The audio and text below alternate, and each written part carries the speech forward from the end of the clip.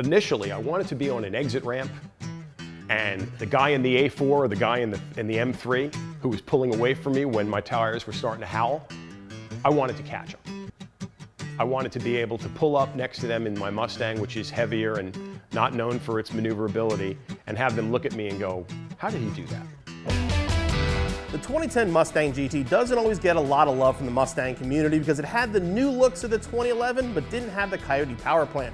Well, the owner of this particular 2010 GT decided to do something about that.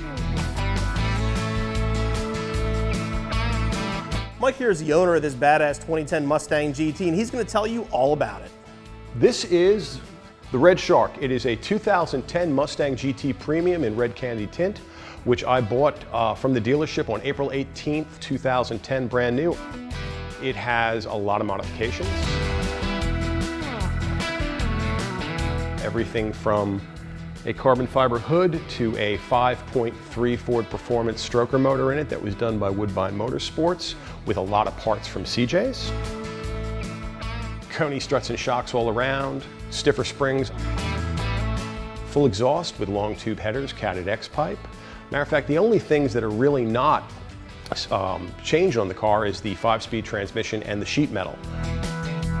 Let me tell you about the 5.3. I was interested in doing something. I had done heads, cams, full exhaust, bigger intake, bigger manifold on the 4.6, kind of taking it as far as it could go. The thing I loved about the 5.3 stroker block was you got the block, it was all forged internals. I could reuse the high flow heads that I'd already put on the car. I could keep the wiring harnesses at 3-valve, and the tune modifications were very simple. It was mostly just bore and stroke and a few other tweakings that I'll never know about because that's way beyond my skill level. But it was a very cost-effective way to produce Coyote power without going with what everybody else does, which is a straight 5.0 Coyote. And it's a little different. It's just kind of a little cooler thing. It's like, what do you got in there? It's like, I got a 5.3 Boss stroker block. And how much power does it make? The last dyno run we did, and again, I'm going to specify it was heat soaked, but we got 417 to the rear wheels. I think we're going to be doing some more dyno work in the coming months, and we're going to try, once it gets a little cooler out, we're going to try for 420, 425, something like that. I did 100,000 miles on this car as a daily driver. I live in Central Maryland and I work in Northern Virginia, and I did almost nothing to the car except the Ford suspension package and a cold air intake for the first 100,000 miles. I realized I wasn't going to be using it as a daily driver anymore because I had moved closer to where I was working, and I really wanted to see what I could do with it. Tell us about the Dragon Slayer. I know this car is a regular down at the tail of the Dragon. This car has now done Tail of the Dragon 103 times. One of the things that I loved about the Mustang was the 69.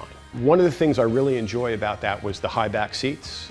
And I was looking to do a little bit of a tribute to that. What if a 69 Mustang was what if they did that retro? You know, taken with the theme of the 05, I guess. I love the high back seats. I thought that was very late 60s, early 70s. Really kind of looked at it and said, that's cool. Actually, Bill helped me out with that one when I was ordering it. And I really just love the way it looks. I love the grommets. Reminds me of a GT40 with the vented grommets that are in the seat center line.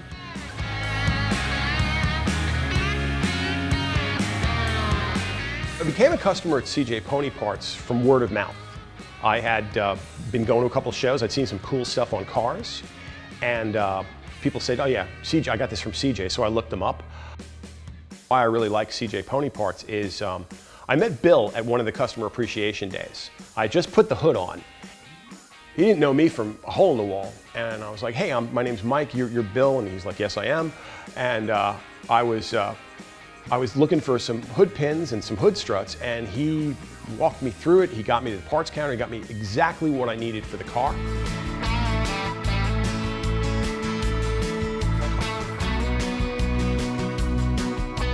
I'm going to thank Mike for bringing out his 2010 Mustang GT today and telling us all about this car. And if you have a special edition Mustang or you're a customer here and just want to see your car on video, let us know in the comments below.